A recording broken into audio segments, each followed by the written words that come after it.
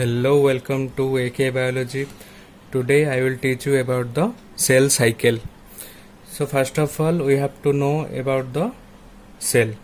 Cell is the basic unit of life. Cell ये जो है हमारे शरीर का और हमारे जीवन का एक बेसिक यूनिट होता है, जिससे सेल बेसिक यूनिट होता है. उस सेल सब मिलके होते हैं टिश्यू, देन टिश्यू होते हैं tissue system, then tissue system से होते हैं ऑर्गन, देन ऑर्गन से होते हैं organ system, then organ system से हमारा पूरा शरीर गठित होता है. Then what is cell cycle? Cell cycle is a genetically controlled series of changes that occur in a newly formed cell by which it duplicates its genome.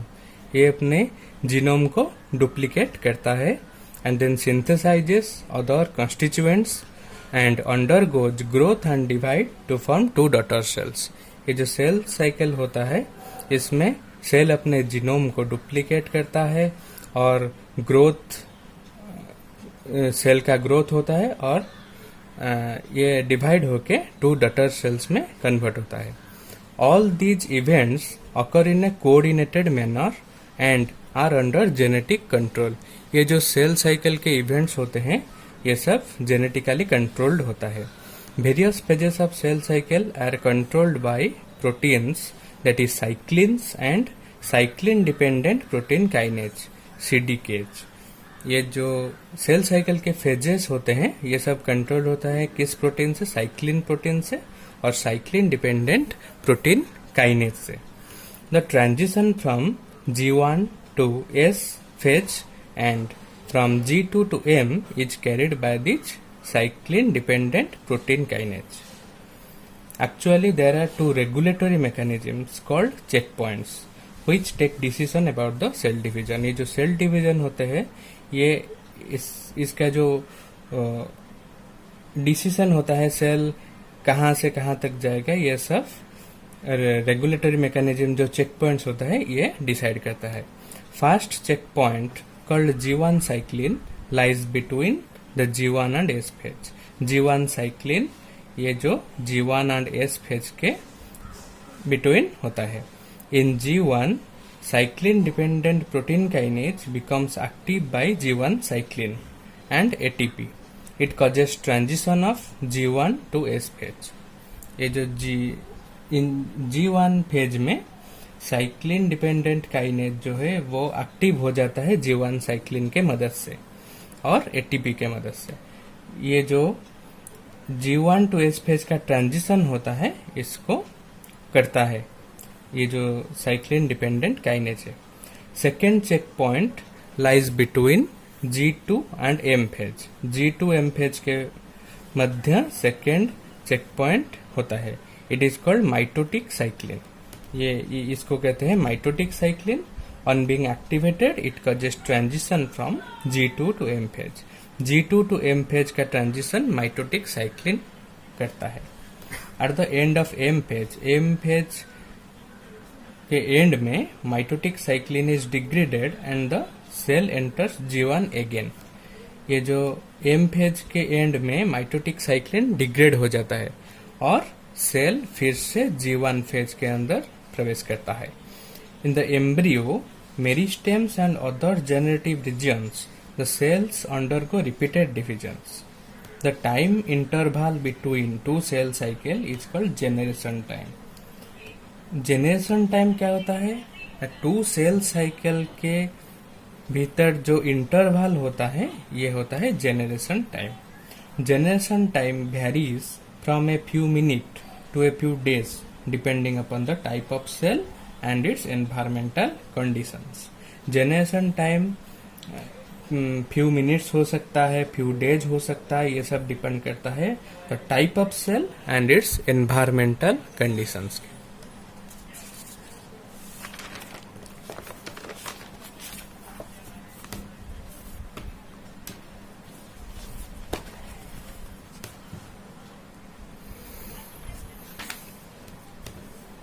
In culture, human cells divide once every 24 hours. Every 24 hours human cells divide करता है। ये जो cell cycle में किस किस phase में कितने time रहता है, 10 आवर्स इन G1 में 10 आवर्स, S फेज में 9 आवर्स, G2 फेज में 4 आवर्स एंड M फेज में 1 आवर। ये सब मिलके 24 आवर होता है। Human cells divide once every 24 hour, every 24 hours में ह्यूमन सेल्स डिवाइड होता है। The generation time is 90 minutes in case of yeast. In case of yeast, the generation time is 90 minutes and 20 minutes in case of bacteria. In case of bacteria, ये generation time 20 minutes का होता है। Cell cycle consists of two basic phase. Two basic phases होता है cell cycle का। ये होते हैं a long non-dividing growing I phase, एक I phase होता है, और a short dividing M phase होता है। M phase is the period of basic phase of actual cell division. ये जो basic phase of actual cell division होता है वो होता है M phase में। And I phase represents interphase. I phase is interphase. Interphase के बारे में पढ़ते हैं। Interphase is a series of changes that take place in a newly formed cell. एक newly formed cell में interphase होता है series of changes. And its nucleus before it becomes capable of division again. Therefore, it is called intermitosis. ये interphase को इंटरमाइटोसिस भी कहा जाता है। ये जो होता है interphase that undergo a series of changes that takes place in a newly formed cell and its nucleus. Nucleus में और न्यूली फॉर्म्ड सेल में ये इंटरफेज होता है। The interphase cell is metabolically quite active. ये जो इंटरफेज के period में जो सेल रहता है वो सेल मेटाबोलिकली क्वाइट एक्टिव होता है। At the end of interphase the cell becomes ready for the equitable division into two equal daughter cells. Interphase के एंड में ये जो सेल रेडी हो जाता है टू इक्वल डॉटर सेल्स में डिवीजन करने में। Interphase occupy 75 to 95% of the total generation time. ये जो सेल का टोटल जनरेशन टाइम होता है इसमें केवल इंटरफेज होता है 75 to 95%। Interphase of a dividing cell has 3 stage. Dividing cell का इंटरफेज का 3 स्टेज होता है, G1, S and G2। G1, S and G2 phase, interphase का 3 स्टेजेस। फर्स्ट पढ़ते हैं G1 phase. G1 phase is also called fast growth phase and post mitotic gap phase. Post mitotic gap phase भी इसे G1 phase को कहा जाता है। It is the phase between the end of M phase of previous cell cycle and the initiation of DNA replication. G1 phase में DNA replication initiation होता है and it is the phase between the end of M phase of previous cell cycle. जो previous cell cycle होता है इसका जो M phase होता है इसका एंड के बाद G1 फेज आता है। G1 is the longest phase of interphase. G1 phase is the longest phase. ये जो इंटरफेज का लॉन्गेस्ट फेज होता है वो होता है G1 phase. The cell is metabolically quite active. Cell active रहते हैं एंड ग्रोज कंटिन्यूसली ग्रो करते हैं। इधर RNA and proteins are synthesized. G1 phase में आरएनए एंड प्रोटीन सिंथेसाइज होता है। A large number of nucleotides, amino acids for histone synthesis and energy rich compounds also found. G1 phase में nucleotides, large number के amino acids for histone synthesis and energy rich compound वो सब form होते हैं। Mainly G1 phase में RNA protein synthesize होता है, DNA replication initiation होता है and it is the longest phase of interphase. Then comes to next page. The cell organelles also increase in number. Cell organelles जो होते हैं वो increase in number होता है। In G1 phase a cell has 3 options. G1 phase में जो cell होता है इसके पास 3 ऑप्शंस होते हैं। First option is to continue cell cycle और एंटर एस फेज। ये सेल साइकिल कंटिन्यू करे और एस फेज में एंटर करे। और सेकेंड ऑप्शन होता है stop cell cycle, cell cycle को स्टॉप कर दे या enter G0 phase for undergoing differentiation, G0 phase में एंटर करे। और थर्ड ऑप्शन होता है get arrested in G1 phase, G1 phase में अरेस्टेड हो जाए, hence it may enter G0 phase और reenter the cell cycle. G1 phase में अरेस्टेड होके वो G0 फेज में एंटर करे या री एंटर करे सेल साइकिल में। ये तीन ऑप्शन होते हैं G1 फेज के सेल में। The deciding factor is availability of mitogens. Deciding factor क्या होता है? माइटोजेंस के availability and storage of energy rich compounds at the dividing point called check points. ये चेक पॉइंट्स जो डिसाइडिंग पॉइंट होता है, डिसाइडिंग पॉइंट जो चेक पॉइंट होता है, यहाँ पे storage of energy rich compounds and mitogens के अवेलेबिलिटी, ये सब डिसाइडिंग फैक्टर है। The check point is called G1 cyclin और CG1. It causes the transition of G1 to S phase. Once the checkpoint of G1 phase is crossed, if G1 phase के checkpoint cross हो गए हैं, then cell cycle will go on uninterrupted. यहाँ पे कोई interruption नहीं होगा till it is completed. If G1 phase के check point already cell cross कर चुका है, then cell cycle on interrupted manner में चलेगा और it is complete होके रहेगा। Then comes to S phase. S phase और सिंथेटिक फेज।